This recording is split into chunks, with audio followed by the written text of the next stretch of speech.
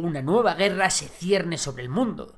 Hoy en Memorias de Pez vamos a hablar y a intentar entender desde sus orígenes el conflicto que ha estallado entre Armenia y Azerbaiyán y que ha escalado hasta límites nunca vistos antes. Azerbaiyán ha decidido una vez más ir a la guerra contra Armenia y la República de Artsaj. Pero, ¿de dónde viene esto? ¿Por qué ocurre esta guerra? ¿Quién la puede ganar? Pues venga, ponte cómodo, que empezamos. Lo primero vamos a situar a estos dos países. Se encuentran en pleno Cáucaso, entre el Mar Negro y el Mar Caspio. Como veis, el territorio de Azerbaiyán está dividido en dos. Ya veremos el porqué más adelante. Para explicar el conflicto nos vamos a ir bastante atrás en el tiempo. Para empezar, vamos a hablar del pueblo armenio, un pueblo súper singular.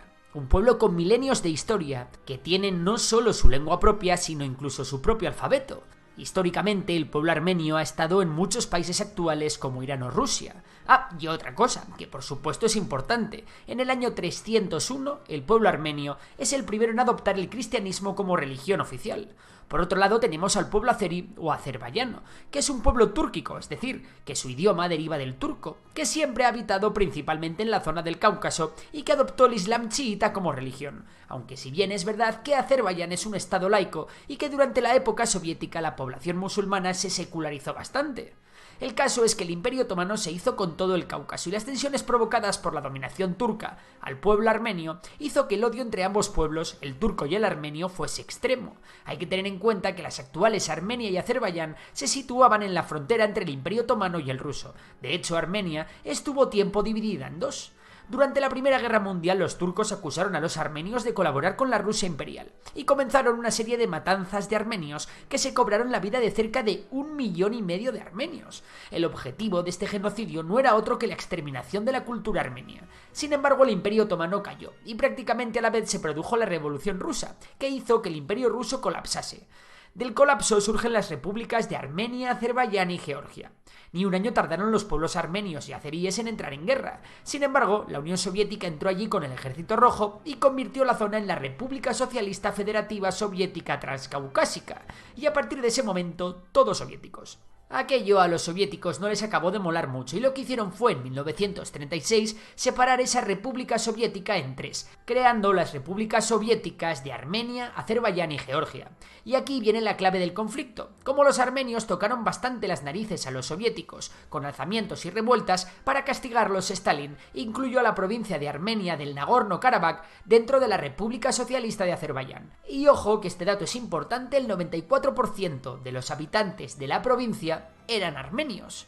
Al final los años pasaron y el gobierno azerí fue poblando la zona con más azeríes, mientras que el número de armenios cada vez era menor, lo que no impedía que los armenios protestaran y protestaran por el hecho de que el Nagorno-Karabaj estuviese bajo control azerí. Cuando se desintegró la Unión Soviética, Azerbaiyán y Armenia corrieron a hacerse con todas las armas del Ejército Rojo que pudieron y entraron en guerra por el control del Nagorno-Karabaj, a pesar de que el parlamento de la región optó por la independencia, autoproclamando la República de Artsaj, con una clara tendencia pro-Armenia. Aunque los turcos hicieron todo lo posible para ayudar a los azeríes sin cantearse demasiado, al final la guerra la ganaron los armenios, y desde entonces, aunque la región pertenece a Azerbaiyán oficialmente, el Nagorno-Karabaj, o Artsaj, está controlado por Armenia, que ha fundado ahí instituciones propias en la región. Es decir, Armenia montó ahí su propio estado títere, la República de Artsaj, ocupando la famosa región del Nagorno-Karabaj, y además el territorio azerí que une el Nagorno-Karabaj con Armenia. Desde entonces, los gobiernos de Azerbaiyán y Armenia han hecho lo posible por acrecentar el odio de sus ciudadanos hacia el enemigo. De la misma forma, cada uno ha jugado sus cartas buscando aliados. Mientras que los azeríes cuentan con el apoyo fiel y decidido de Turquía, los armenios y la República de Artsaj tienen a Rusia como su principal aliado, ya que en el país tienen muchos intereses y, sobre todo, bases militares con miles de soldados rusos. Otro hipotético aliado de Armenia es Irán, aunque Irán tiene una importante población azerí viviendo en su territorio, por lo que es complicado que Irán busque muchos problemas en esa zona. El problema para Armenia es que Azerbaiyán no solo tiene el triple de población que Armenia, sino que cuenta con una importante industria de petróleo y gas que ha desarrollado su economía muchísimo más en estos últimos años que la de Armenia. De hecho, al menos 10 millones de armenios están fuera de Armenia. Por ello, a nivel armamentístico, los azeríes han conseguido estar muy por encima de los armenios. Armenios y azeríes se sentaron a negociar en Madrid en 2009. La solución parecía ser unas elecciones en las que los habitantes de la República de Artsaj pudiesen decidir su futuro. Sin embargo, ninguno de los dos países han hecho mucho porque esas elecciones tuviesen lugar. Al fin y al cabo, los gobiernos tanto de Armenia como los de Azerbaiyán han sido gobiernos muy corruptos, a los que un enemigo externo les ha venido súper bien. En 2016, un nuevo conato de violencia con muertos durante varios días fue parado con un alto al fuego provisional, pero eso no ha hecho más que alimentar el odio de ambos bandos. En julio de 2020, una escaramuza entre las fuerzas de ambos países dejó 18 muertos, pero todo eso quedó en nada en comparación con la crisis que iba a estallar. Azerbaiyán, bien secundado por Turquía y por grupos rebeldes sirios, atacaron la República de Artsaj. De esta forma, estalló la guerra abierta entre Azerbaiyán y la República de Artsaj, la cual estaba apoyada por Armenia. Al principio, los artsajíes y armenios parecían aguantar, pero finalmente el ejército azerí se mostró muy superior a las fuerzas armenias. Además, los drones y las municiones merodeadoras turcas fueron la clave, ya que se cebaron contra los blindados, los grupos de soldados y las posiciones fortificadas armenias. Armenia y la República de Artsaj apenas contaron con la ayuda de unos pocos mercenarios sirios cercanos a Al-Assad y unas decenas de combatientes kurdos, que no sirvieron prácticamente para nada. Tras algo más de un mes de combates, la toma de Susa, la segunda localidad más importante de la República de Artsaj, por parte de Azerbaiyán, hizo que tanto artsajíes como armenios accediesen a llegar a un acuerdo de paz. El acuerdo garantizó a Azerbaiyán la recuperación de una gran parte del Nagorno-Karabaj, así como el acceso a su enclave de Nakhchivan, que limita con Turquía e Irán. Rusia tomó parte en este acuerdo de paz desplegando 2.000 soldados, cuya función era garantizar la paz en la región, puesto que Azerbaiyán sobre el papel nunca se iba a atrever a atacar al ejército ruso. Sin embargo, la guerra de Ucrania lo iba a cambiar todo. ¿Por qué? Bueno, por varias cosas. Todavía no hemos hablado del papel de la Unión Europea en este conflicto, y es que la Unión Europea tiene en teoría un mayor arraigo cultural con Armenia. Sin embargo, si hay algo que ha necesitado Europa desde el inicio del conflicto en Ucrania es gas. ¿Y quién tiene un montón de gas? Exacto, Azerbaiyán.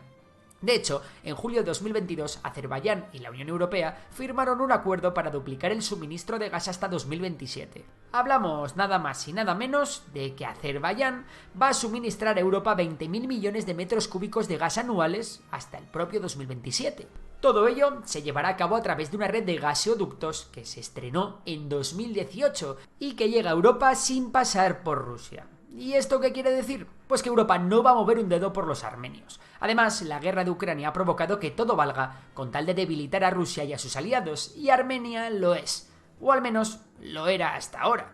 Así que para Azerbaiyán esta es la oportunidad perfecta para llevar a cabo sus planes de expansión. Sabe que nadie les va a parar los pies y que son militarmente muy superiores a los armenios. Y es que Azerbaiyán tiene 3 deseos en la mente. El primero es tomar la zona del Nagorno-Karabaj y algún territorio extra que está en disputa en la frontera entre ambos países.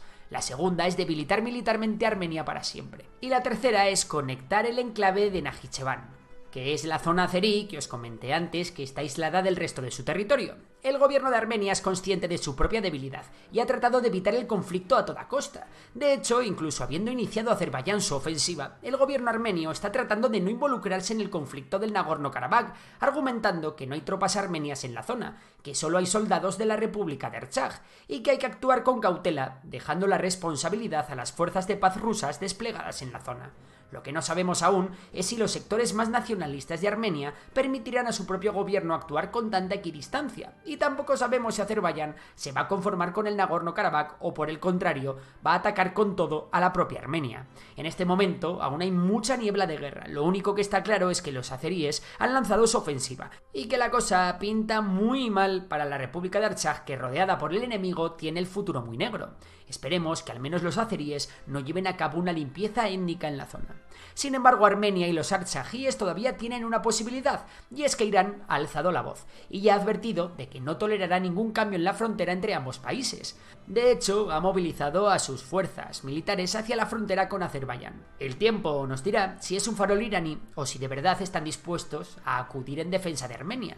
En 2020 no intervinieron, escudándose una vez más en que la República de Artsaj no forma parte de Armenia de forma oficial. Veremos qué hacen esta vez, especialmente en el caso de que Azerbaiyán ataque directamente a Armenia. Ante la amenaza iraní, Turquía también ha anunciado represalias en caso de que Irán entre en la guerra apoyando a Armenia. por lo que una guerra a escala regional es más probable que nunca. Otra sorpresa que nos ha dado el conflicto es el acercamiento de Estados Unidos a Armenia. De hecho, Nancy Pelosi, presidenta de la Cámara de Representantes de los Estados Unidos, visitó Armenia en septiembre de 2022. En teoría, Estados Unidos también debería estar interesada en debilitar a Rusia y sus aliados, por lo que tiene sentido que vaya en contra de Armenia. Entonces, ¿qué hacía en Ereván una representante de Estados Unidos? Bueno, primero hay que decir que las relaciones entre Estados Unidos y Armenia históricamente no han sido malas. De hecho, Joe Biden ha reconocido el genocidio armenio a manos del Imperio Otomano, algo bastante polémico puesto que Turquía niega este hecho. Y segundo, después de que Rusia no se metiese directamente en la guerra de 2020, después del debilitamiento ruso en Ucrania y después de algunos pequeños coqueteos de Putin con Turquía y Azerbaiyán, es posible que Armenia haya perdido la confianza en el bloque ruso y busque acercarse a Estados Unidos para buscar la protección del tío Sam.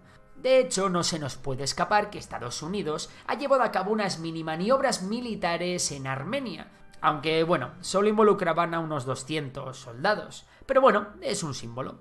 Por último, hablaremos del papel de Israel. Aunque parezca curioso, en este conflicto Israel se posiciona a favor de Azerbaiyán, de quien importa petróleo y, sobre todo, quien es un potencial enemigo de Irán. Así que ya sabéis, el enemigo de mi enemigo puede ser mi amigo. Resumiendo, que Armenia y su estado títere, la República de Artsaj, lo tienen muy complicado. El Nagorno-Karabaj está totalmente rodeado por las tropas azeríes, y es muy posible que lo pierdan para siempre si ningún actor internacional hace nada por evitarlo. La pregunta es, ¿se detendrá Azerbaiyán ahí? Seguiremos informando. Si te ha gustado el vídeo, ya sabes que puedes dar a like, suscribirte y activar la campanita para que te lleguen las notificaciones. Y recuerda que acabamos de estrenar nuevo canal, Memorias de Dolly, en el que hablamos de ciencia y especialmente de biología. Por lo demás, nada, un saludo y hasta la próxima.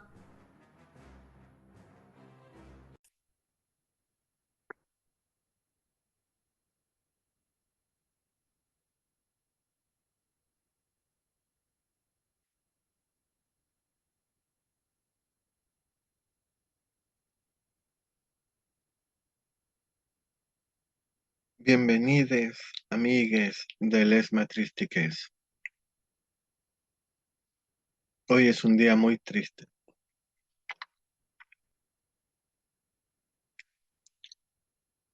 Me he demorado en grabar el episodio de hoy debido al reinicio de la guerra de Azerbaiyán contra Armenia. Si le estoy mostrando la primera página del artículo, fíjense en la fecha, 20 de marzo de este año. Ese día yo estaba escribiendo acerca de un artículo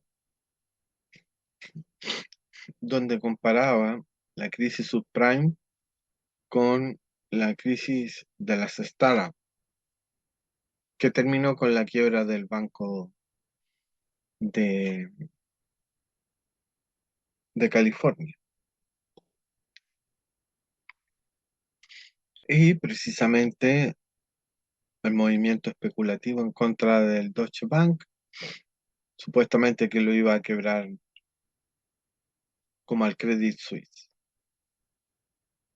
Para todos aquellos que no lo saben, hay una película llamada The Big Short, el gran corto, por la operación bursátil que se le llama venta en corto, que es arrendar las acciones de otra persona, de otro dueño, y venderlas rápidamente porque se espera una caída de su cotización. Y en el momento en que esas acciones valgan mucho menos, volver a comprarlas y devolvérselas al dueño original.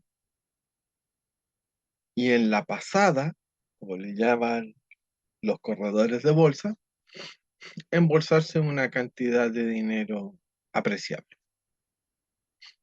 Dicho sea de paso, esa es la metodología que ha ocupado el expresidente Sebastián Piñera para hacerse multimillonario.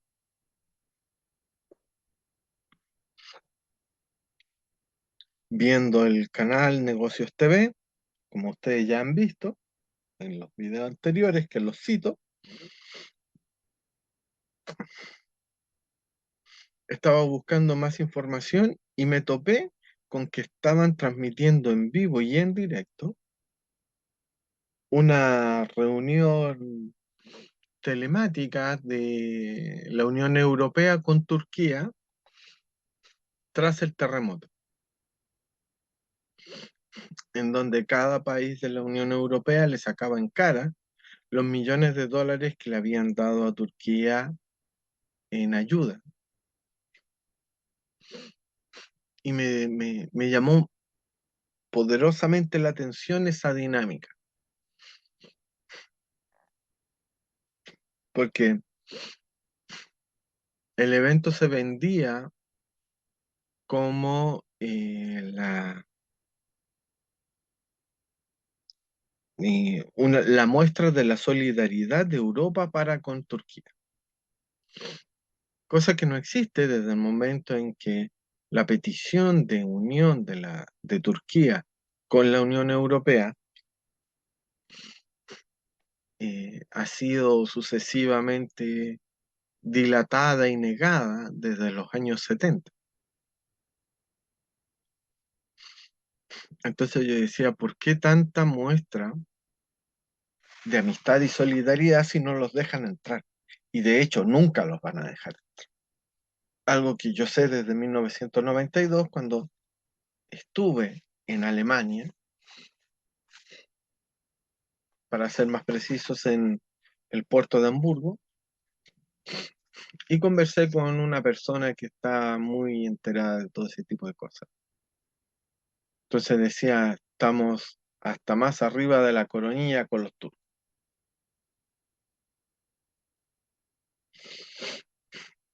Y yo, wow, que es un poco lo que pasó en Chile con los peruanos, que llegaron y se instalaron, o con los chinos, que también llegaron y se instalaron en el rubro comercial.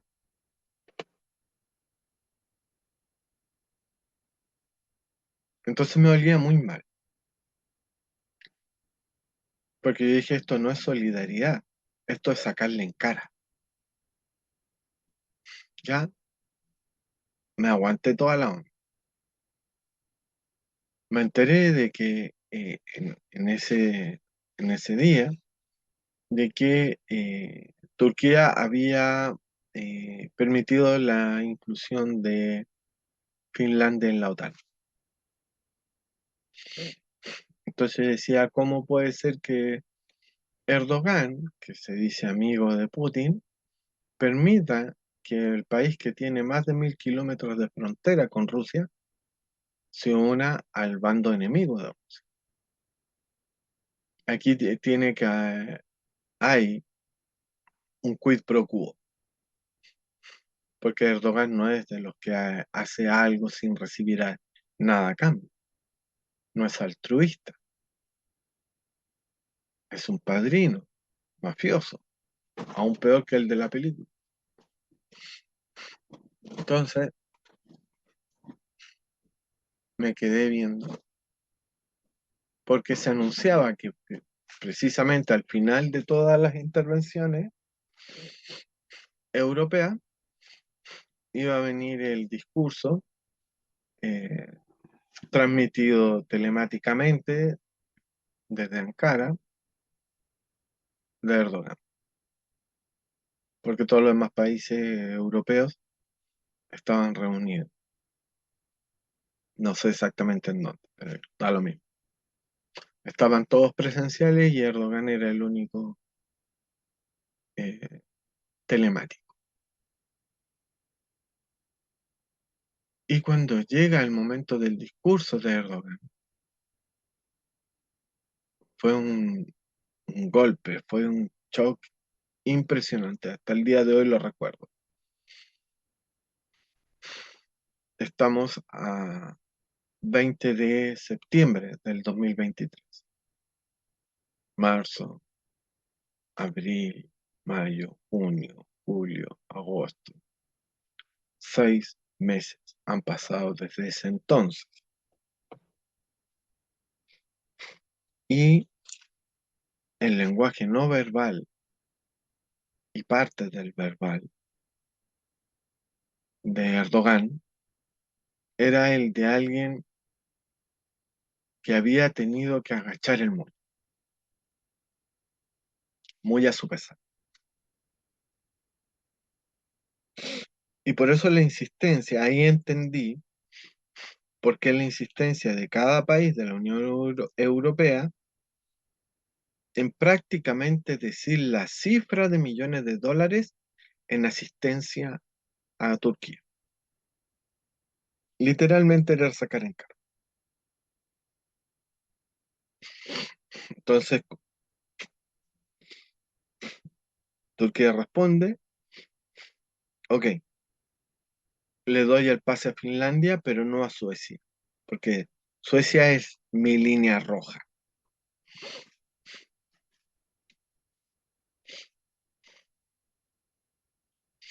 Y yo voy a estar de acuerdo con todo lo que ustedes digan. No lo dijo así, pero todo me llevó a esa lectura de su lenguaje, tanto verbal como no verbal. Y dije, no, esta weá no. Porque hasta ese entonces, y todavía, hasta el día de hoy, todos los pseudoanalistas y pseudo expertos, porque para mí son todos pseudo, porque nadie se dio cuenta de lo que yo me di cuenta en ese momento,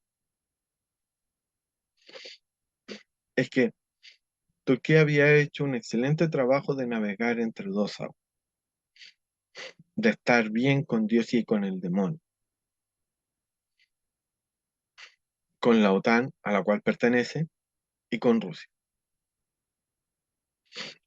Pero que en ese momento se decantaba por un bando, el bando de la OTAN.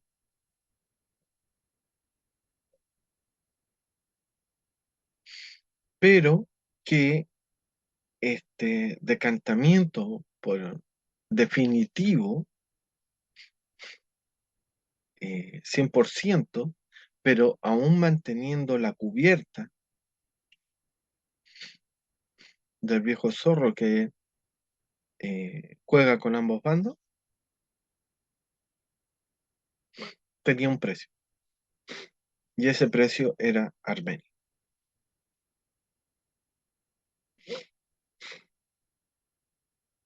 Luego,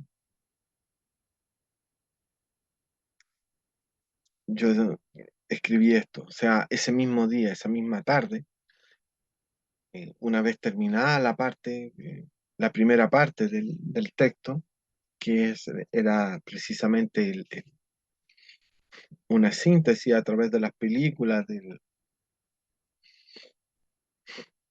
dedicadas a explicar la crisis subprime, escribí esto. Aún creyendo que Armenia y Rusia seguían manteniendo su secular alianza, no sabiendo lo que se muestra en el primer video con el que se introduce que Armenia había virado de la cercanía con Rusia hacia Estados Unidos, que es lo más estúpido que pudo haber hecho en el universo, en la historia. Porque ese acercamiento con Estados Unidos rompe la relación secular, es decir, de un siglo que llevaba con Rusia. Precisamente por ser un país cristiano en medio de, rodeado de países musulmanes.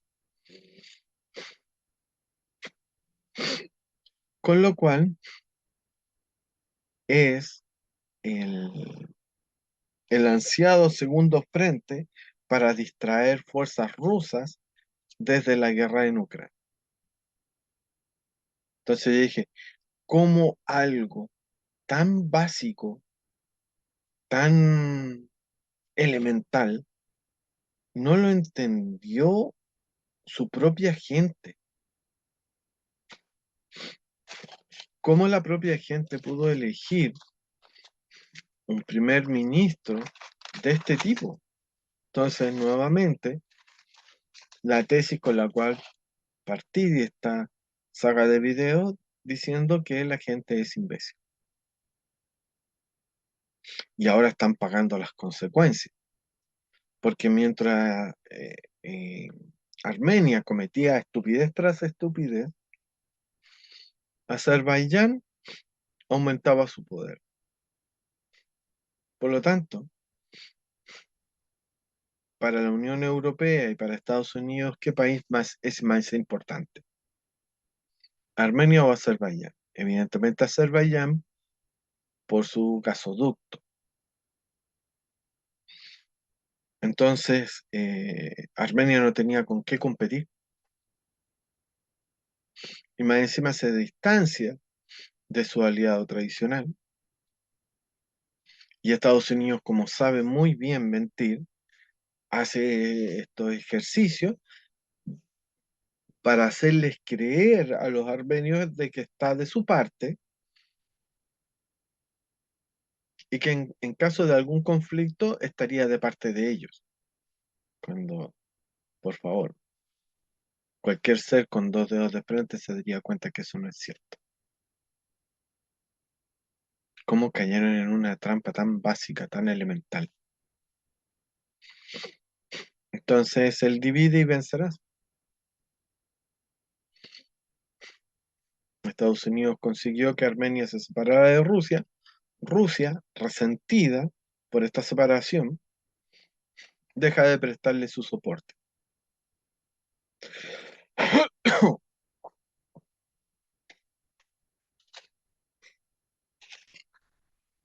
Además, que tampoco podría movilizar tropas porque entre Rusia y Armenia está Georgia.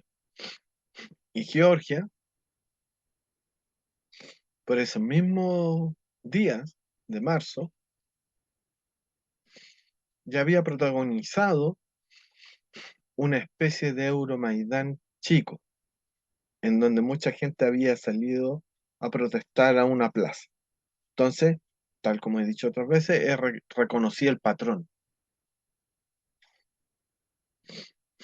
de la Plaza Tahrir, la Plaza Maidán y la Plaza Dignidad acá en Chile.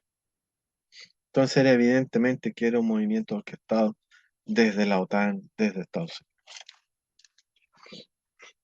Entonces la trampa es perfecta. Eh,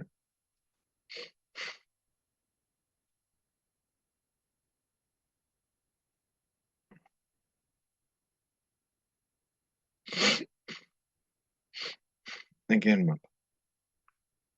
En el norte, Georgia, al este, Azerbaiyán, al oeste, Turquía y abajo, Irán. E Irán, el único amigo o aliado que podría tener Armenia, a pesar de ser ellos cristianos y los otros musulmanes, porque son los únicos que comparten frontera, el gobierno no, el gobierno armenio no hace un acercamiento, sino que sencillamente no pesca.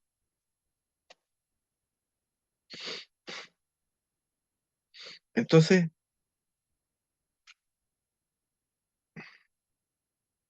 tanta idiotez junta, una tras otra, no da buen resultado, es imposible.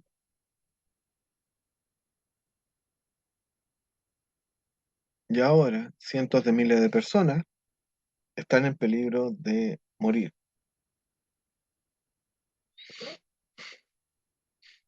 que justamente hace unos días me enteré a través de Twitter eh, que un político de Azerbaiyán dijo, bueno, nosotros queremos la paz por las buenas o por las malas. Va a haber paz eh, por una negociación o a través de el exterminio. Entonces los azeríes realmente se han planteado y han tomado la decisión de hacer una limpieza étnica como las que no se veía desde la guerra civil en la ex Yugoslavia,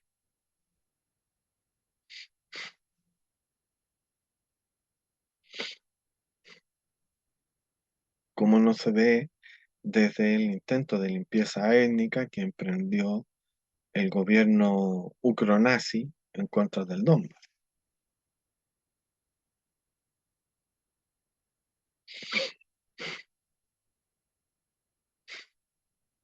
Entonces, ¿de qué me sirve ver el futuro si nadie hace caso?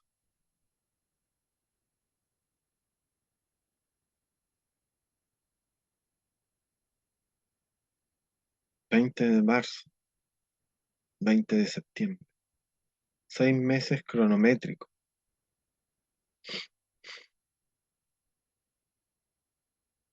Y tal como digo en el texto, la idea es repartirse lo que quede de Ucrania.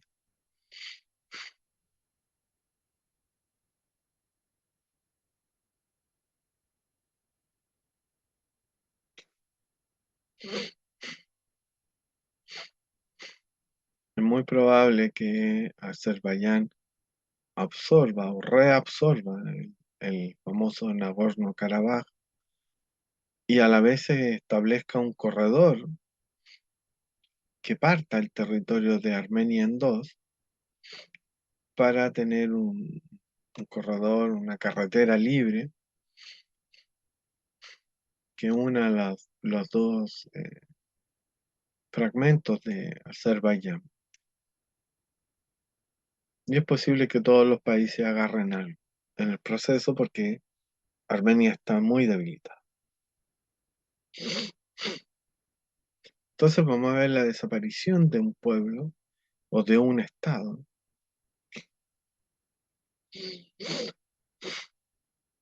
y la consecuente limpieza étnica de él, al igual que el gran genocidio perpetrado por Turquía durante la Primera Guerra Mundial en contra de los armenios, que es un hecho histórico irrefutable. Entonces, un siglo después, vendría el segundo genocidio en contra de los armenios. Entonces, no me vengan con que la historia no se repite, no me vengan con que la historia no es predecible.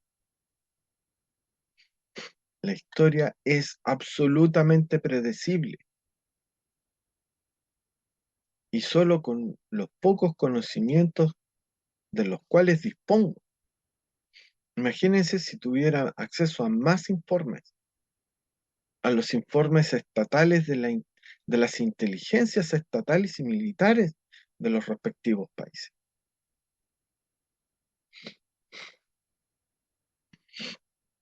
Nuevamente, todo esto comenzó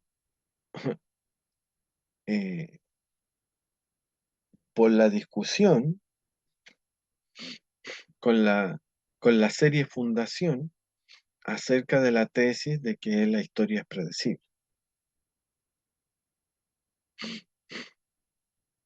Y no se necesita un- un- una gran armazón matemática para predecirlo. Basta con tener el criterio formado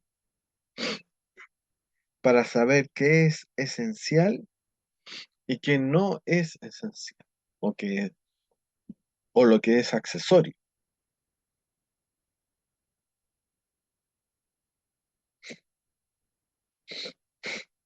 Y eso, el saber lo que es esencial y saber diferenciarlo de lo accesorio, me permitió, el 20 de marzo de este año, darme cuenta de que se estaba armando una alianza tácita en contra de Armenia, con el firme propósito de darle el golpe de gracia. Y que esa alianza de los países limítrofes contaba con el beneplácito de las grandes potencias de la OTAN.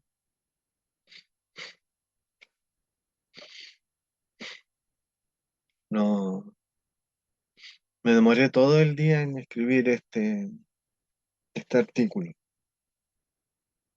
porque no podía creerlo, no podía creer que había presenciado el momento histórico en el cual se había decidido el fin de Armenia. Una vez, que no es azar, no es casualidad, no es una ocurrencia de un día para otro. Es un plan concertado por muchos países. La cantidad de gente involucrada detrás de esto es inimaginable.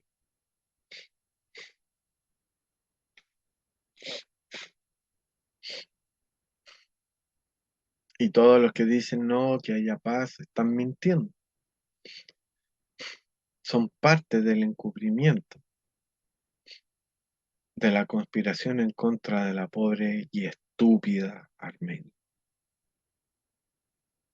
Qué manera de cagar.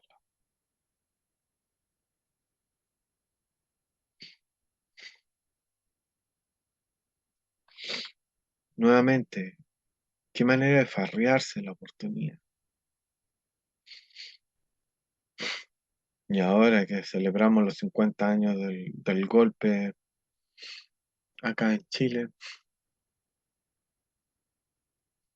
de nuevo, o sea, es el mismo leitmotiv, cómo las autoridades se farrean la suerte, la historia, el destino de sus países, simplemente por la propia estupidez de los políticos.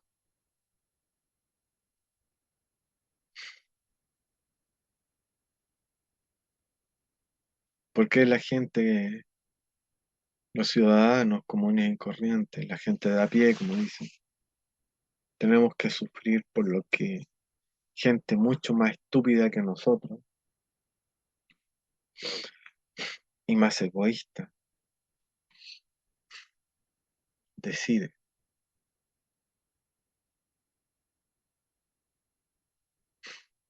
Si no te sientes como un borrego que lo están llevando al matadero, en realidad no estás entendiendo cómo funciona el mundo.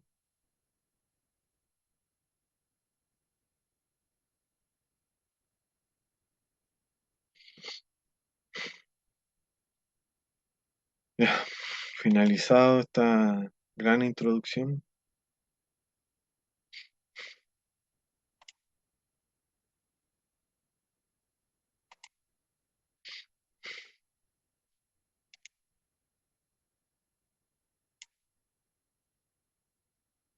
vamos, en homenaje a la desaparecida Armenia, vamos a dedicarle el episodio de hoy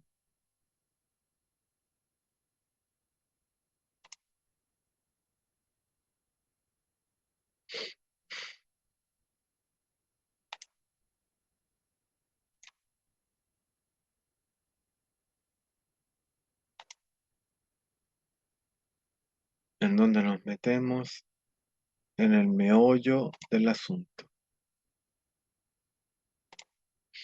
en la misma esencia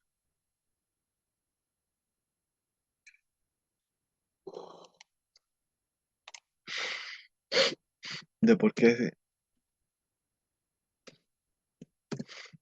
la ciencia tiene que ver con todo esto que nos está pasando.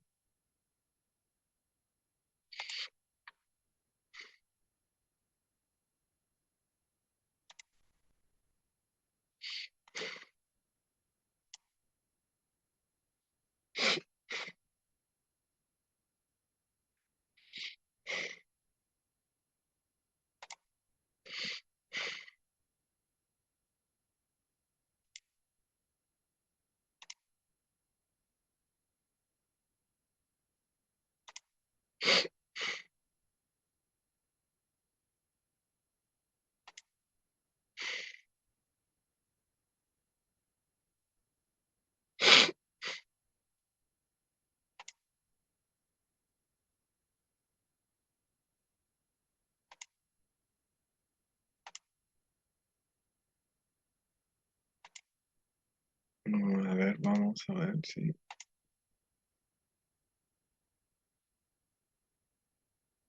Espero que no hayan visto todos estos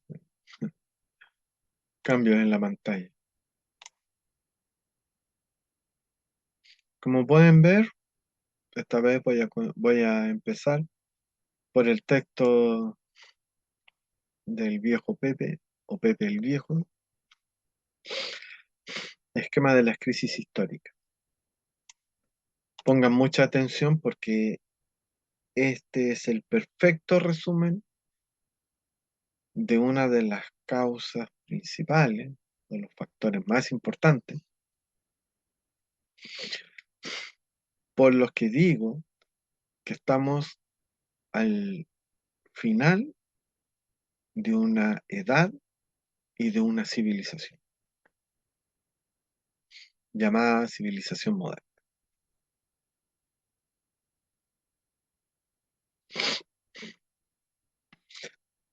La relación primaria del hombre con la circunstancia desnuda, compuesta de puros y desazonadores enigmas que le obligan a reaccionar buscándoles una interpretación, le obligan a pensar, a hacerse ideas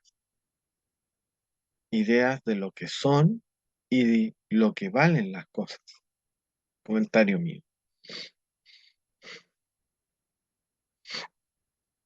Porque las ideas son los instrumentos por excelencia con que vive el ser humano. El conjunto de esas ideas forman nuestro horizonte vital o mundo. Traduzcamos aquí junto por totalidad de esas ideas.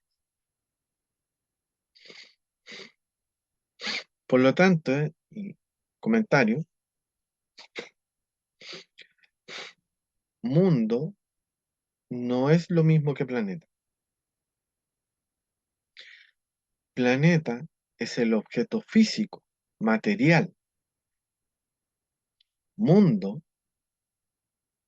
es la totalidad sistemática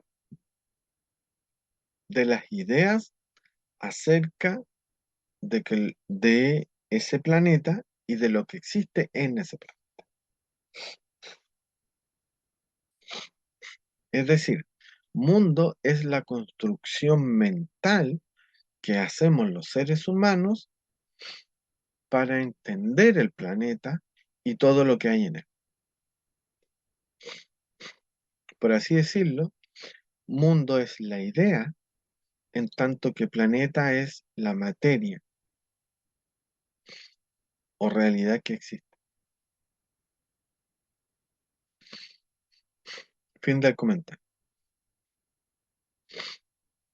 El gran problema del ser humano es que, de ordinario, vivimos instalados en la seguridad de nuestras ideas habituales, recibidas, tópicas, y solemos tomarlos por la realidad misma, lo cual hace que no entendamos ni siquiera nuestras propias ideas, que las pensemos en hueco, en vacío, sin evidencia, porque nuestra idea es la reacción a un problema. Si no vivimos nuestra idea sobre él, nuestra interpretación carece de sentido. No es una idea vívida, llena, vivaz. Y esta observación me importaba mucho hacerla, porque es la clave para entender las crisis históricas. Es decir, comentario, cuando dice vívida, llena, vivaz, no es que la idea, o sea, él dice que la idea está llena de vida. El Ortega y Gasset aquí padece un quid pro quo, una cosa por otra, debido precisamente a que es exacerbadamente realista y carece de la suficiente reflexión eh, recursiva sobre uno mismo. Porque una idea siempre hay que pensarla eh, de doble vía. Es decir, al igual que una carretera es de ida y vuelta. En la idea, eh, nosotros estamos pensando la realidad, tal como dice Ortega, pero somos nosotros los que estamos pensando la realidad. Por lo tanto, es una construcción nuestra a partir de lo que nosotros tenemos dentro, por así decirlo, de nuestros datos, nuestras percepciones, pero sobre todo, eh, ¿cómo dijéramos? No hay otra forma de decirlo, de nuestros gustos.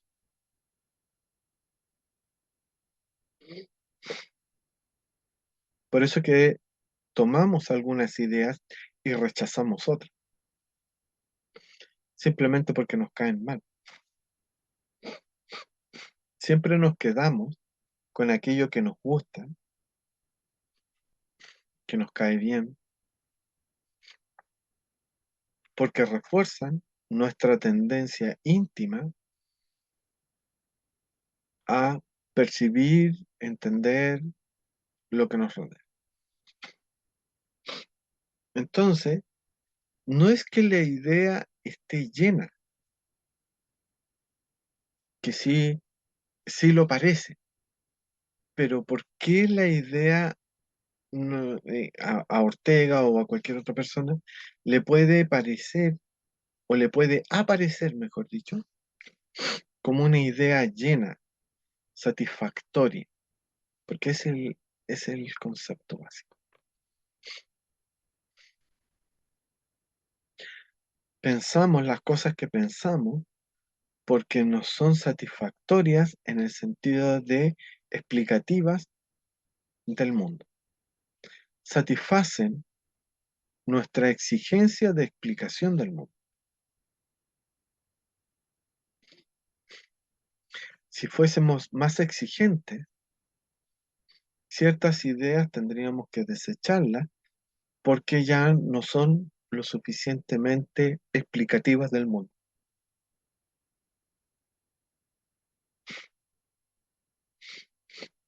Por lo tanto, esa idea, cuando nuestra percepción o nuestro criterio, tanto mental como emocional, se vuelve más fino, más exigente, vemos que esa idea es vasta Vasta en el sentido de burda, no de inmensa, basta con B, no con V. Entonces ya no nos satisface eh, la explicación del mundo que esa idea propone.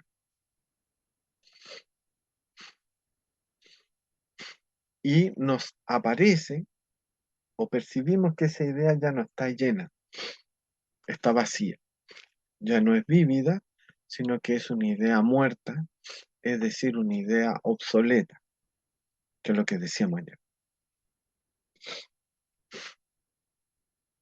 Pero no es que la idea esté llena o esté vacía, la idea es idea sin importar eh, eh, lo que tú pienses o sientas acerca de ella. En ese sentido, es como una piedra. La piedra es piedra, ya tiene la forma que va a tener durante mucho tiempo, ya es lo que es. Y durante todo el tiempo de tu vida, si es que no la rompes con un martillo o la fundes en un horno, etcétera, va a ser la misma piedra de siempre. Lo mismo con las ideas. De hecho, así las define Platón. Lo realmente inalterable por el tiempo y a través del tiempo. Las ideas son eternas. No otra cosa decía V de venganza, V de vendetta en la película. Las ideas son a prueba de balas. Podrás matarme, pero la idea que yo sostengo, que yo encarno, no podrás matarla y por el contrario solo la estarás reforzando porque me habrás convertido en un mártir de esa idea, que es lo que hace Sócrates en el fondo al hostigar la estupidez del pueblo de Atenas,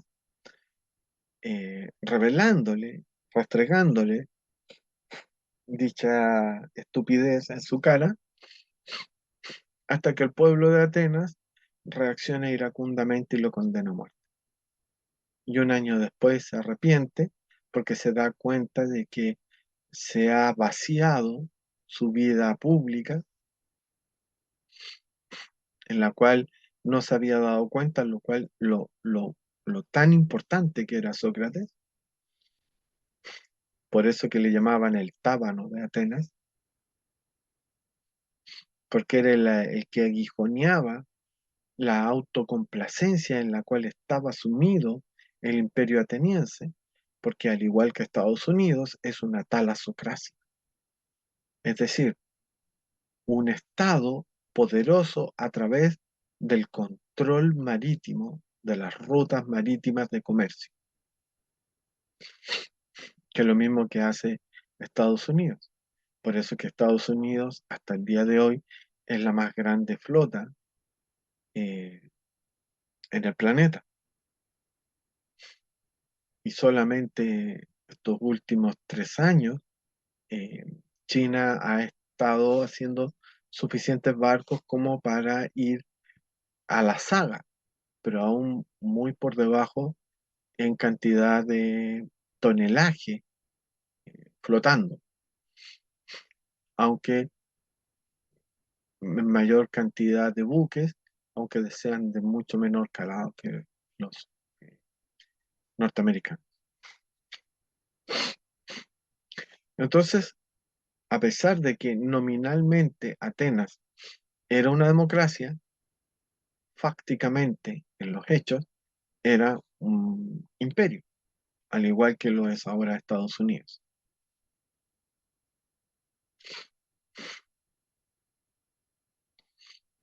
Y Sócrates les hizo ver a los atenienses que ya estaban en crisis,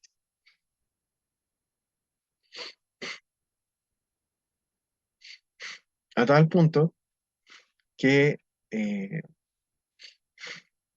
en esas conversaciones que tenía con la juventud,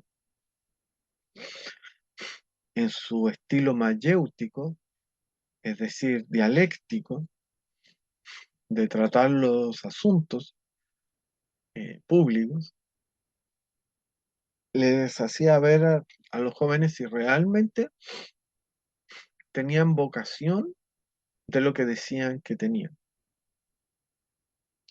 Por lo tanto, le hacía entrar en duda a los jóvenes de si entrar en la política o entrar en la vida militar, lo cual fue muy resentido por la aristocracia ateniense porque veía que esto podía minar el poder del ejército.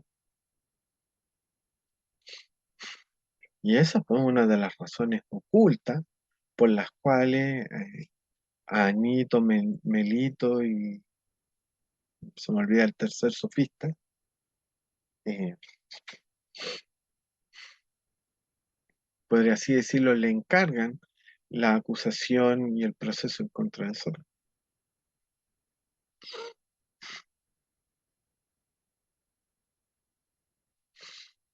Porque Sócrates se había dado cuenta de esto, de que solemos confundir las ideas que tenemos acerca de la realidad con la realidad misma. Es decir, confundimos mundo con planeta.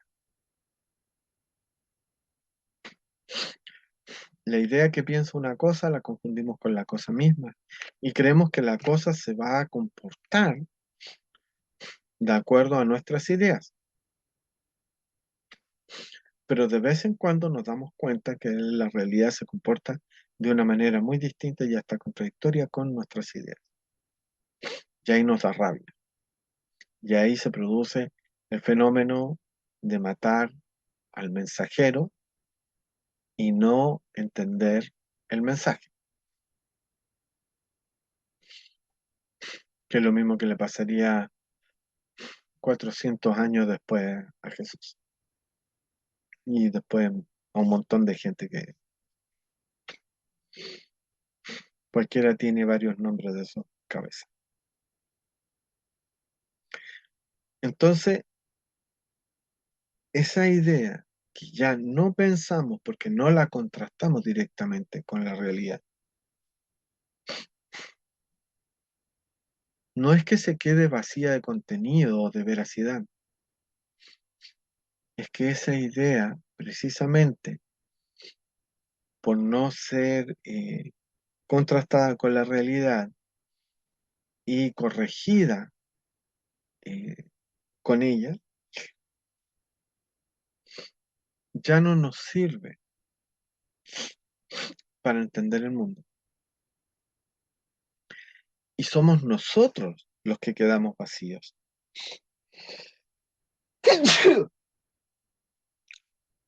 Nosotros los que quedamos carentes de entendimiento del mundo,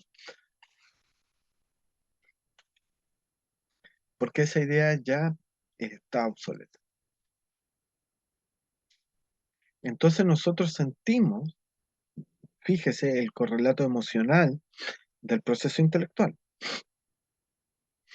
Cuando una idea ya pasa a ser obsoleta o incorrecta con respecto a la realidad que la ha superado, lo que sentimos, o sea, nosotros proyectamos en la idea la insuficiencia, pero en realidad los insuficientes somos nosotros, que no hemos sido lo suficientemente auténticos, por eso voy a subrayar ese concepto que ya había dicho en otro programa anterior, de estar siempre atentos de una manera reflexiva, pero crítica, de una manera reflexiva y crítica hacia nosotros mismos. De tal modo que esta idea que no ha sido contrastada con la realidad sucesivamente a través del tiempo, ya no nos llena a nosotros, no, nos llena ese hueco de entendimiento y finalmente de relación con la realidad, que es lo que debiera aportar. Por lo tanto, no es que la idea esté llena, es que nosotros no estamos llenos de ideas. El que debe estar lleno es el humano. La idea es, como decía, es como una roca, es una cosa que está llena en sí misma, no le falta ni le sobra. Es al ser humano al que le falta y le sobra de vez en cuando. Es el ser humano el que tiene que eh, contrastar la idea y ver si la idea lo llena a uno mismo. Esta idea de mundo satisface mi curiosidad, satisface mi anhelo de querer realizar algo, de querer hacer algo. El 2 más 2 es efectivamente 4, como me contaron que es, o puede estar entre 3 y 5, como dicen los físicos cuánticos. Cuando un amigo que estudiaba física cuántica me dijo, no, 2 más 2 no es 4. 2 más 2 está entre 3 y 5 y generalmente suele ser 4, pero hay veces en que es 3 y hay veces en que es 5. ¡Wow! Impresionante. Entonces todo depende de nuestro criterio de medida y nuestro criterio de medida es una mayor o menor deseo, subrayo, deseo de precisión. Es decir, con cuánta precisión eres o quieres pensar el mundo. Con cuántos decimales, diría un matemático. En la vida cotidiana nos ocupan los decimales. Todo se redondea a número entero. Pero en la física cuántica se trabaja hasta con 50 ceros al lado derecho de la coma.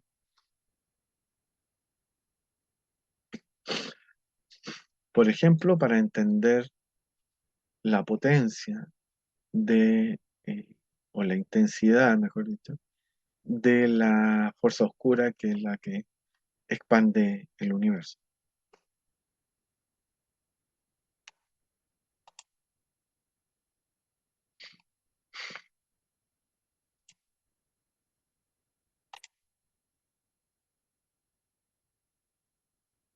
En síntesis, no es que la idea esté llena o vacía,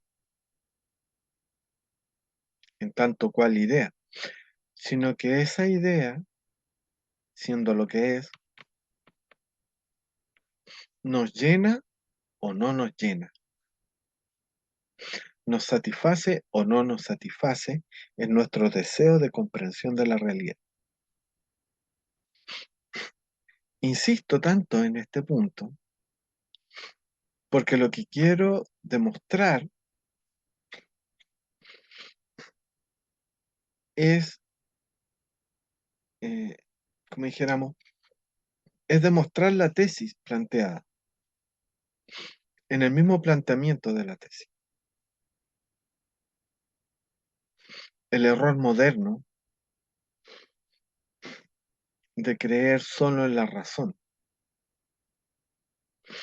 y no darse cuenta que aún las ideas, y dense cuenta, o sea, lo radical que estoy afirmando, aún las ideas tienen una relación emocional con los seres humanos, porque los seres humanos somos seres emocionales. Por eso es que he insistido tanto en el deseo de conocer, en la curiosidad y en la satisfacción que producen las ideas cuando nos hace entender algo acerca del mundo. Las ideas también producen placer o también producen dolor. Como todas las cosas en el mundo, porque todo nos produce placer o todo nos produce dolor, de acuerdo a nuestro sistema emocional, porque a todos nos gustan algunas cosas y no nos gustan otras. Por eso que hay pocas personas a las que les gusten las ideas. Somos una minoría siempre.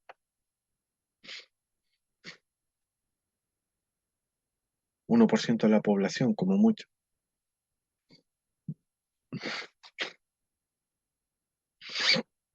En cambio, a muchas personas les gusta el fútbol. Así es. Por lo tanto, saben mucho de fútbol, porque cuando te gusta algo, tiendes a conocerlo mucho más que si no te gusta ese. A tal punto de que cuando algo no te gusta, resulta inexistente para uno.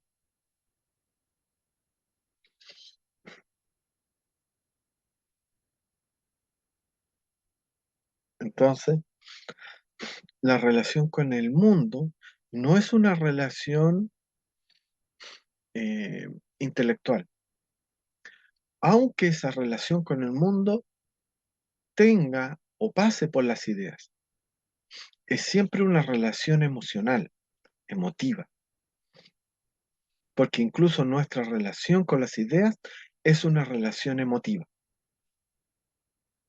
Las ideas nos gustan o las ideas no nos gustan, como si fuese una comida. A todos nos gustan los dulces, pero no a todos les gusta la betarraga o el brócoli. Bueno, hay ciertas ideas que son betarraga, hay ciertas ideas que son brócoli y hay otras ideas que son dulces.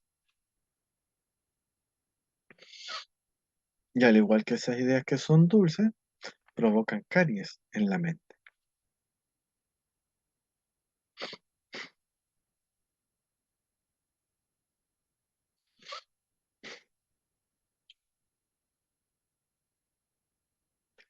Las crisis históricas consisten cuando nuestros sistemas de ideas y creencias, ideas es 2 más 2, creencia es Dios existe, ya no nos llenan espiritualmente, mentalmente, emocionalmente, existencialmente, porque no nos proporcionan un mapa adecuado acerca de la realidad que nos permita transitar tranquilamente por ella.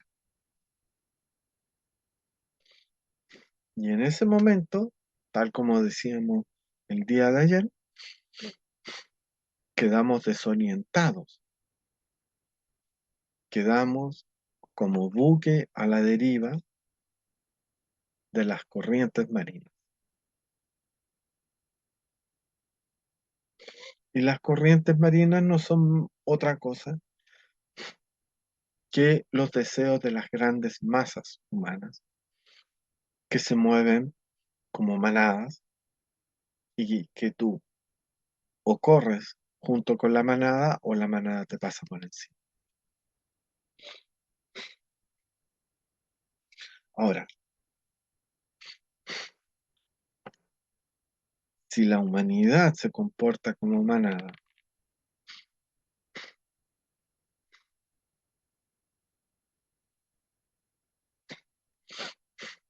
debemos asimilar que cada época es una orientación o direccionamiento eh, de esa manada eh, migratoria. La vieja idea del eterno viaje, porque estamos siempre en movimiento debido a que existe el tiempo. Nos movemos porque existe el tiempo y el tiempo permite el movimiento. Tú puedes estar sentado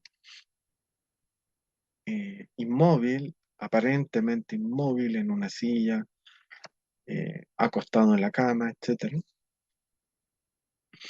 Pero el solo hecho de pasar de un segundo a otro, de un minuto a otro, de una hora a otra, implica un movimiento a través de la coordenada tiempo o de la dimensión llamada tiempo, porque es una de las dimensiones, tal como demostró Einstein con la relatividad. Nosotros vivimos en un universo tetradimensional, no tridimensional, porque son tres dimensiones físicas más la dimensión temporal, que es la que permite el movimiento. Porque si solo existieran las tres dimensiones físicas, seríamos objetos inanimados, inmóviles, porque no podrías ir de un lugar a otro debido a que para trasladarte desde cualquier punto a cualquier otro punto necesitas una unidad de tiempo para poder trasladarte. Y esta comprensión de la realidad que suena tan básica y tan lógica, no se tenía antes de 1905, que es cuando a Einstein se le ocurre su teoría, que no está en teoría porque está comprobada. Ya pasa a ser una doctrina, un cuerpo de conocimiento fijo, establecido, oleado y sacramentado.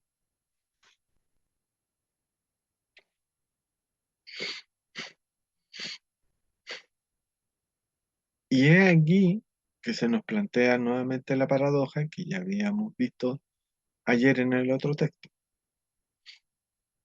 Cito de nuevo esquema de las crisis de Ortega y Gasset. La perspectiva de la vida es distinta de la perspectiva de la ciencia. En la edad moderna se han confundido ambas.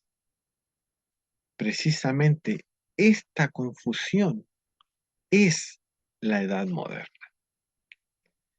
En ella, el hombre hace que la ciencia, la razón pura de Kant, sirva de base al sistema de sus convicciones o creencias.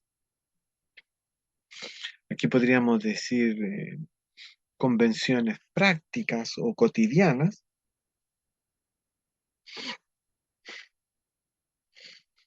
En la edad moderna se vive de la ciencia. Por eso Taine hacía notar que, como en otro tiempo el hombre recibía sus dogmas de los concilios, luego optó por recibirlos de la Academia de Ciencias. A primera vista nada nos parece más lógico y discreto. ¿Quién mejor puede orientarnos en nuestra vida que la ciencia? ¿Acaso vamos a volver a la teología como en la Edad Media?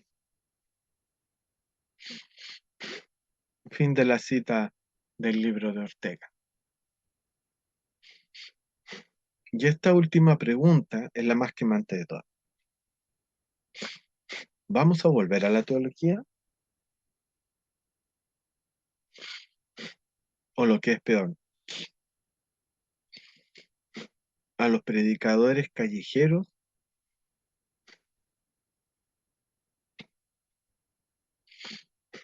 que apenas saben leer la Biblia y que ni por asomo se podrían comparar a San Agustín o Santo Tomás de Aquino.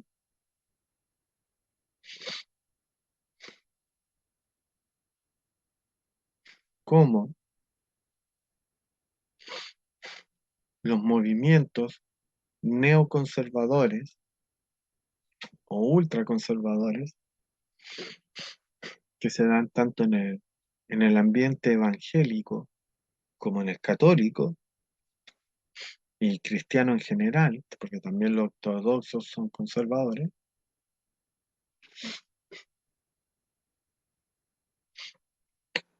nos llevan cada vez más hacia un etos medieval. Por eso es lo que yo decía, que cuando en 1998, a raíz de ciertos acontecimientos, percibí vagamente eh, una medievalización de la vida cotidiana, precisamente por el auge de los evangélicos y también de eh, ¿cómo se les dice? Las órdenes o confesiones neoconservadoras al interior del catolicismo. Yo me dije, estos tipos nos quieren devolver a la Edad Media, porque ya no se habla de ciencia, se habla de la familia, se habla del no sexo antes del matrimonio, no al aborto, etcétera. O sea, llenan la vida de no, no aborto, no sexo, no ciencia. El gobierno de Bolsonaro fue paradigmático en eso porque eh, borró el Ministerio de la Ciencia. Para él la ciencia era algo satánico. Y millones de brasileños estuvieron de acuerdo con ese planteamiento. Y sin ciencia no hay tecnología, y sin tecnología no hay desarrollo económico. Por eso que yo una vez o sea, una vez, varias veces le he dicho a mi padre, tú como tecnólogo aplicas una idea, aplicarla en la realidad concreta, etcétera, una idea que fue pensada por un científico. Pero para que existieran los científicos, primero tenían que existir los filósofos que dijeran que la ciencia era posible y que era buena. Solo después de eso existieron los científicos, porque todo tiene que venir aprobado por alguien que tenga la autoridad moral e intelectual para decirnos qué es lo bueno y qué es lo malo, o qué es lo oportuno y lo inoportuno, o lo inoportuno.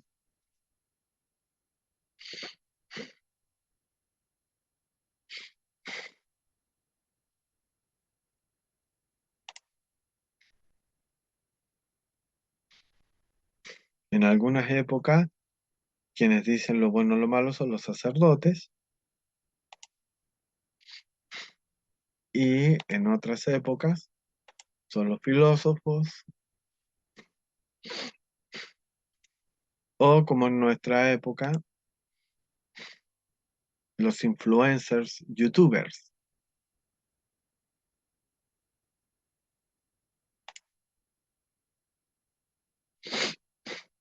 Ahora, si Ortega nos acaba de decir que la modernidad es un error, porque la modernidad consiste en confundir idea con realidad, en igualarlas,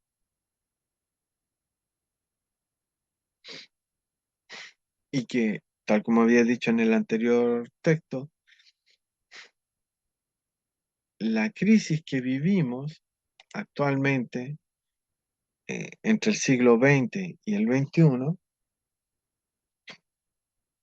es de signo inverso a la moderna, porque si en la edad moderna se salió desde la religión hacia la ciencia, ahora nos toca salir desde la ciencia, pero con un grave problema, sin recaer en la religión. porque eso sería volver hacia atrás y desandar todo lo andado. Entonces a nosotros, y eso es lo que nos dice Ortega, se nos presenta una crisis aún más difícil de solucionar, porque ya no es tan fácil como en la modernidad ir de un polo al polo opuesto, es decir, transitar desde la religión hacia la razón. Ahora nos toca inventar un tercer método, un tercer camino, un tercer mundo, no en el sentido económico, que no sea ni religión ni sea razón.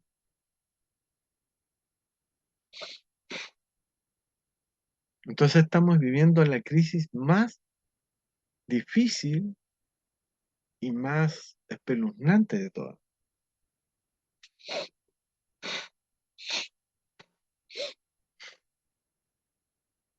Porque otra característica de la crisis es que todo está en ebullición. Como ya nada nos satisface por completo, intentamos llenar el vacío con muchas cosas. Entonces,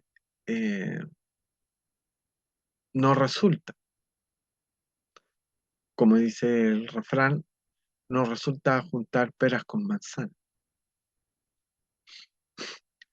Y por eso que también decían otra vez que en una crisis se prueban las ideas más contradictorias entre sí.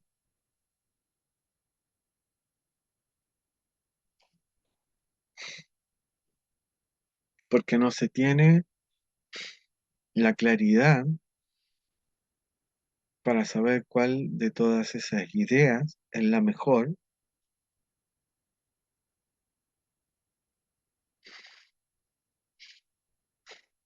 para explicar la realidad y al mismo tiempo eh, que sea, como dijéramos, lo suficientemente placentera, por así decirlo, para que nos guste.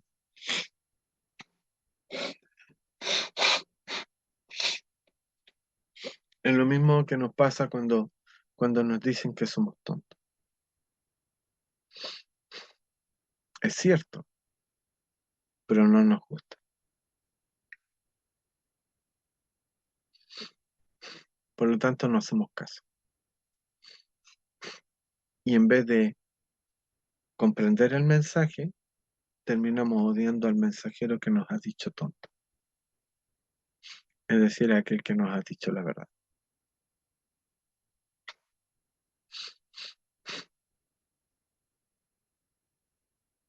Y eso de confundir la ciencia con la vida nos ha llevado al siguiente predicamento que paso a leer en el texto de eh, Morris Berman, El reencantamiento del mundo. ¿Qué es lo que eventualmente servirá para estabilizar las cosas? Aún sigue estando oscuro, pero es una de las premisas fundamentales de este libro el que, debido a que el desencantamiento es intrínseco a la visión científica del mundo, la época moderna contuvo, desde sus inicios, una inestabilidad inherente que limitó severamente su capacidad de sostenerse a sí misma por por más tiempo que unos pocos siglos. Eh, 1600 hasta 2400 años, ¿será? Durante más del 99% del transcurso de la historia humana, el mundo estuvo encantado y el hombre se veía a sí mismo como parte integral de él. El completo reverso de esta percepción en menos, en meros, de esta percepción en meros 400 años o algo así, ha destruido la continuidad de la experiencia humana y la integridad de la psiquis humana. Al mismo tiempo, casi ha conseguido arruinar por completo el planeta. La única esperanza, al menos así me parece a mí, yace en el reencantamiento del mundo.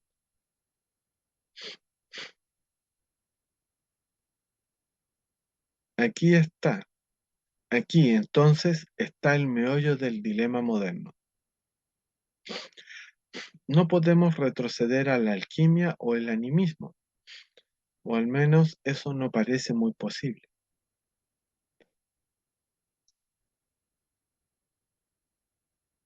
Pero la alternativa es ese mundo triste, cientificista, completamente controlado, sombrío, de los reactores nucleares, de los microprocesadores y de la ingeniería genética. Un mundo que virtualmente ya está encima de nosotros.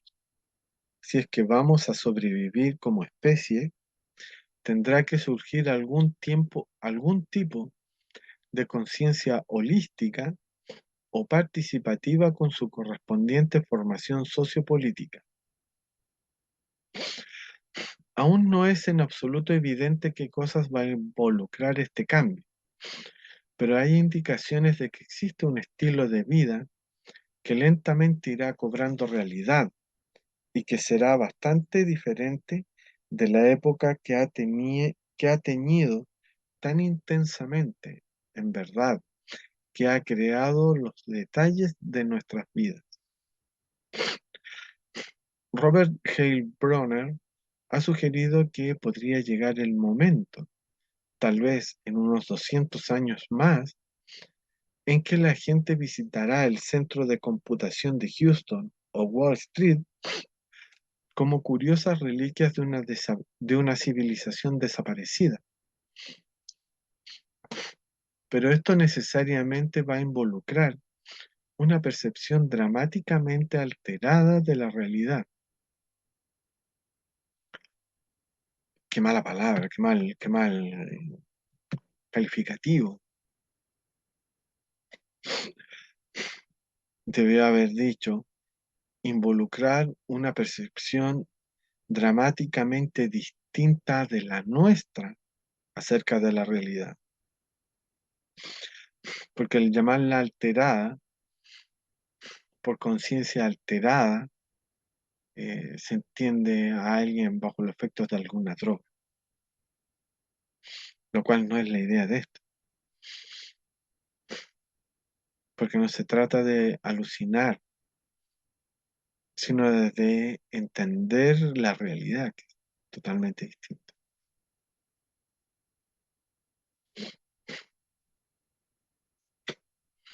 Del mismo modo, como reconocemos un tapiz medieval o un texto de alquimia como perteneciendo a un mundo bastante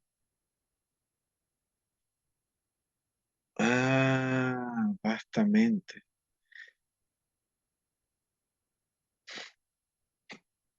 Yo creo que aquí este vastamente debe haber sido con V, por vastedad y no por ¿cómo se llama? La otra vasta, no por la vastedad de ser tosco.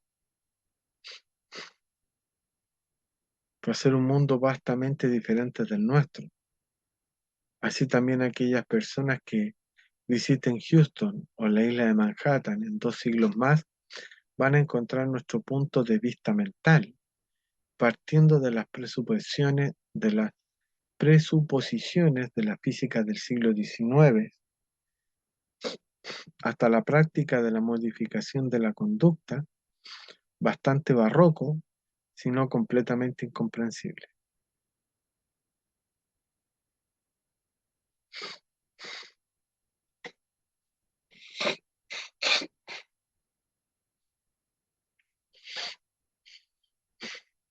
Es increíble.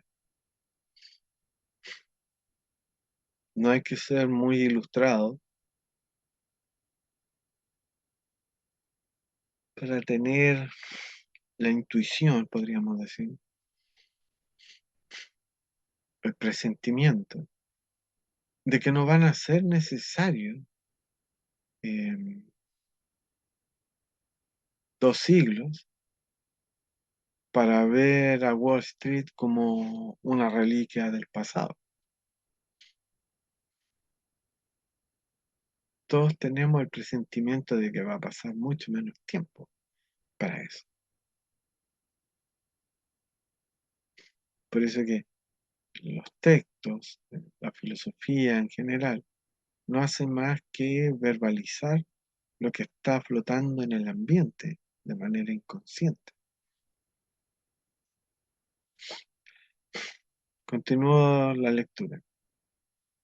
Willis Harman ha llamado a nuestro punto de vista el paradigma de la era industrial.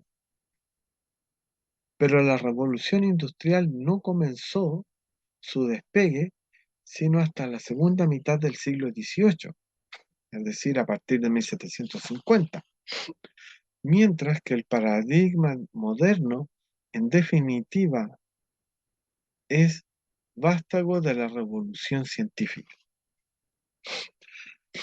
Por falta de un término mejor, entonces, voy a llamar y me voy a referir a nuestro punto de vista del mundo como el paradigma cartesiano,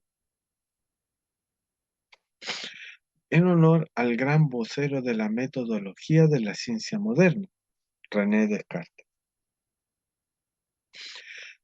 No quiero sugerir que Descartes fuera el único arquitecto de nuestra actitud, subrayo, actitud, que no es solo forma de pensar, sino que es forma de sentir y forma de actuar. Las tres áreas están contenidas en esta palabra. Nuestra actitud actual, sino, única, sino únicamente pueden identificarse con pasos específicos en su programa científico. Entender la naturaleza y los orígenes del paradigma cartesiano será, por lo tanto, nuestra primera tarea. Estaremos entonces en situación de analizar más cercanamente la naturaleza de la visión del mundo estancado. No, nada que ver, corrijo.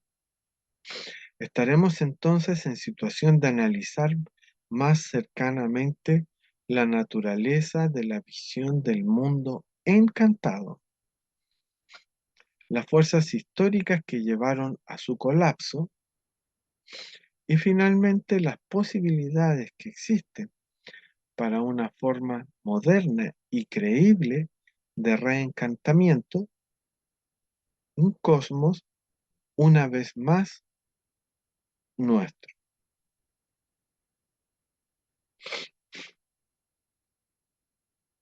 en que nos sintamos parte del universo y no simplemente testigos, ¿cómo se llama? Testigos pasivos de esta realidad.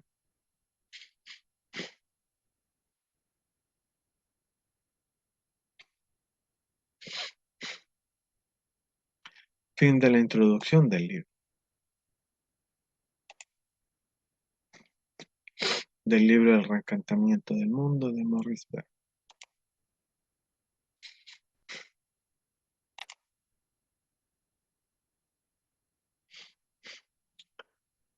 Maurice Bergman nos ha estado hablando durante todo su libro, por algo lo tituló de esa manera, acerca del mundo encantado, el proceso científico de desencantamiento del mundo,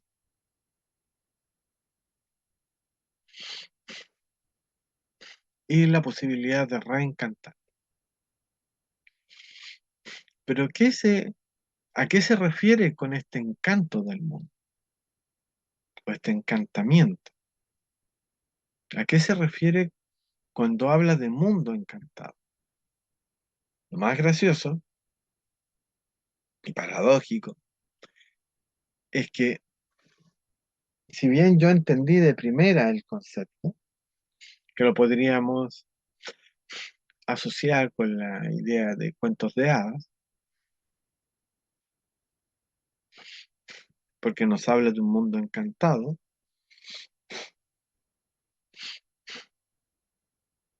la mejor descripción de este desencantamiento del mundo y qué es lo que era el mundo encantado, la encontré en la introducción a un libro técnico de electricidad, de la editorial Sopena.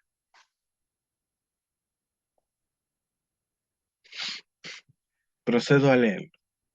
Espero no desviarme, porque se nota que ya ha pasado mucho tiempo debido a que me siento cansado y un poco somnoliento. Ha sido un largo día.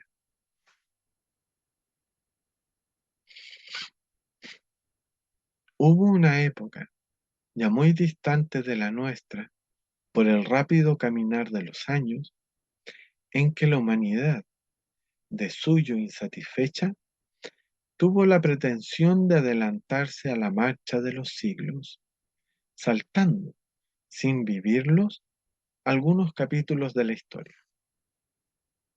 Fue aquel tiempo en que la fantasía de los hombres creyó haber encontrado un fabuloso poder mágico para la consecución de todos sus deseos. Cuando todavía hadas y duendes, trasgos y brujas osaban salir a la encrucijada de algún camino solitario para advertir al caminante de lo que sucedía a 100 leguas de distancia, o tomaban aposento tras el cristal panzudo de una redoma, desde donde complacíanse en dictar métodos para transformar el plomo en buenas doblas de oro. A veces, cansados del encierro, como aquel diablo cojuelo de nuestro inmortal Vélez de Guevara, daban suelta. Ah, acá me faltó rienda, claro. Daban rienda suelta a su ociosidad, mostrando, gracias a un extraño poder televisor, las intimidades familiares a lo largo de una ciudad entera. Sin duda, la experiencia, que es la fuente de desencanto, nótese como este caballero usa la palabra,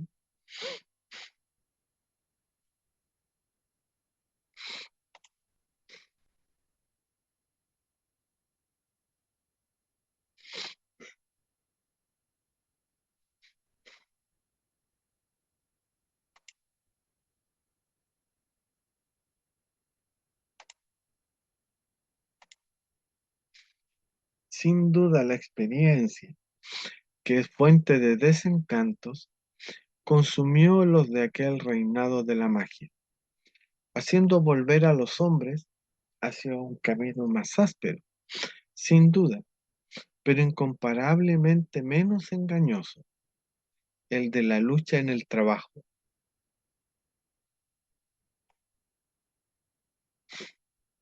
Con lentitud, los horóscopos fueron reemplazados por tablas astronómicas. Las inscripciones cabalísticas se dieron paso a la fórmula química. Las inscripciones cabalísticas de la alquimia, recuerdan el texto recién pasado de Berman donde las menciona, se dieron paso a la fórmula química y la varita adivinatoria fue reemplazada por la regla de cálculo del ingeniero. Como ven, por el solo hecho de decir regla de cálculo, Es bastante antiguo el texto. Los duendes, los brujos, toda la cohorte de aquellos entes de quimera huyeron. Huyeron en tropel, apresuradamente, al ser barridos por el avance sistemático de una verdadera ciencia, de un verdadero conocimiento. Quizás al taladrar sus oídos el silbar estridente de la locomotora, el bronco bordoneo de los motores de aviación, o asaeteados sin descanso por las ondas radiotelegráficas. De aquella desbandada general, solo una entidad misteriosa, la última rezagada del conjunto, no tuvo tiempo a escapar de la Tierra y se quedó aislada, retenida por el hombre, para quien su ayuda y presencia ha llegado a ser algo familiar. Si se la llama, acude siempre bajo las formas más distintas. Veces, unas veces es fuego que nos suministra luz y calor, otras se reviste con blanca espuma de agua para mover turbinas y molinos. En ocasiones parece disgregarse en tenue vapor y, entonces, es el alma prodigiosa de las máquinas, o se esconde entre las últimas partículas de la materia para entretejer con ellas los diferentes compuestos, o hace su aparición con un nuevo ropaje y es corriente eléctrica en nuestras dínamos, en nuestros motores y en nuestros laboratorios. Pero hemos aprendido ya a reconocerla e identificarla como entidad única. Esta prodigiosa maga familiar es la última de las hadas sobre la tierra. Se llama energía.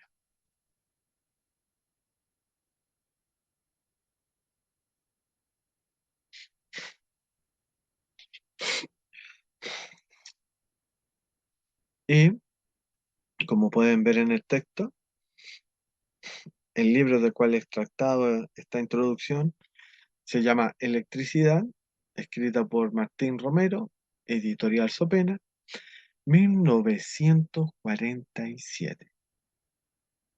Es decir, entre el texto de Ortega, que nos advierte ya del error moderno de confundir ciencia y vida, hasta el texto de Berman, que en los años 80 nos advierte de que la ciencia ha desencantado el mundo y ese desencantamiento ha hecho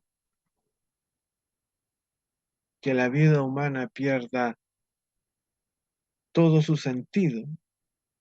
Y ahí el nacimiento de la drogadicción y los suicidios. Hay un tercer texto en la mitad, en el año 47,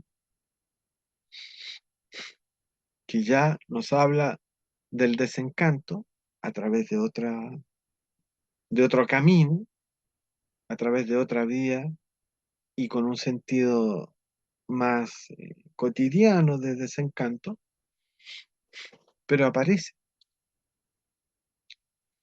Es decir, el autor se percata del desencanto, pero no le asigna o no percibe el lugar central que ocupa en nuestras vidas,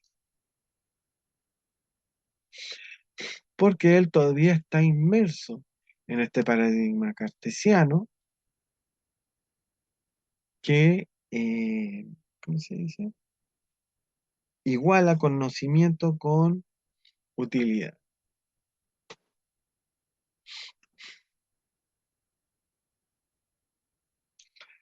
Última cita del día de hoy.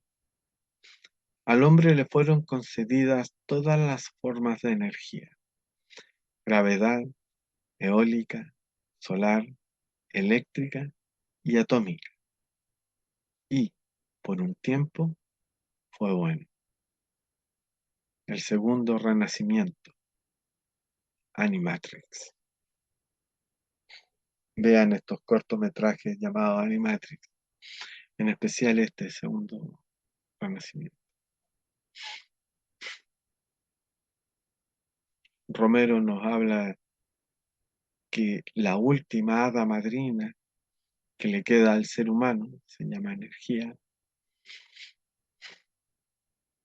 Animatrix nos dice que nos fueron concedidos todos los tipos de energía y aún así, a pesar de tener todo, igual nos autodestruimos. Eso quiere decir que hay algo mal en el interior del ser humano. Buenas noches, amigas de las Matristiques. Espero que Armenia no desaparezca, que no haya un genocidio, porque realmente los que mandan el mundo son unos psicópatas. Buenas